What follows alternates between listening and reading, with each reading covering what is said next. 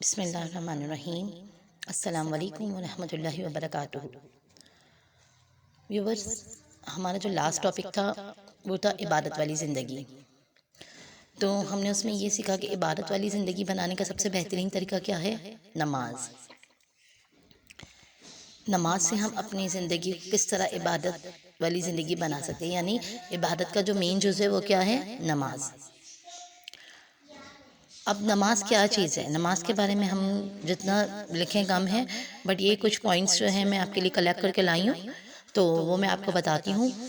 اللہ تعالیٰ نے اپنی یاد کو تازہ رکھنے کے لیے، اپنے بندوں کے دلوں میں اپنا خوف اور ڈر قائم کرنے کے لیے، اور اپنی رحمت اور محبت کا خیال اچھے بندوں کے دلوں میں پختہ کرنے کے لیے نماز پڑھنے کا ایک ہے، جس کی اگر پوری پابندی کی جائے تو اللہ کی یاد ہر وقت دل میں رہے گی، اللہ کا خوف ہر وقت دل پر طاری رہے گا، اللہ کی محبت ہر وقت دل پر لبریز رہے گی۔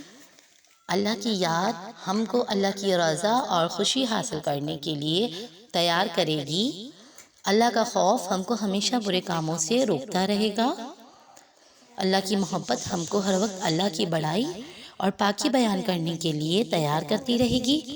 پھر ہماری پوری زندگی اللہ کی رضا کی اور خوشی کے مطابق بن جائے گی۔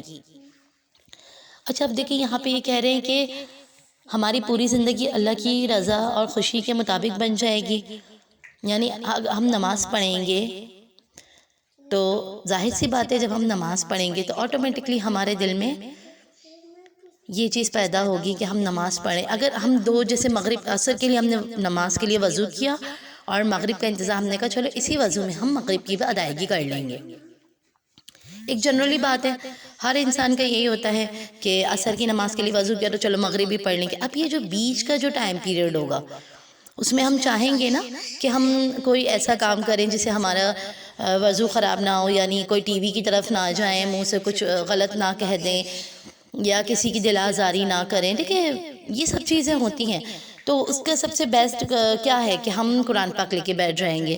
جب ہم قرآن پاک لے کے بیٹھ جائیں گے تو یہ کیا ہے؟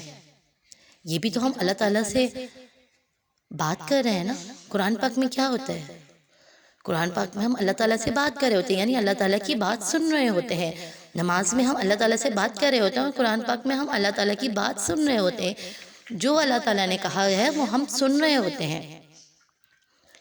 تو اب دیکھیں کتنا آسان رستہ اللہ تعالیٰ نے خود ہمیں بنا کے دیا ہے کہ پہلے نماز کا جو ٹائم پیریڈ ہے، بیچ کا 2 نمازوں کے بیچ کا ٹائم پیریڈ ہے، اگر ہم وضو سے ہیں اور ہم اس کے بیچ میں قرآن پاک پڑھیں تو دیکھیں اب ہماری ایک اور عبادت آ گئی، ٹھیک؟ تو اس سے اللہ تعالیٰ نے اپنے بندوں کے لیے بہت سی آسانیاں پیدا کی ہیں۔ اگر ہم دیکھیں نا تو ہماری زندگی میں اگر ہم اچھائی کی طرف جاتے ہیں نا تو خود بخود ہمارے راستے کھلتے جاتے ہیں۔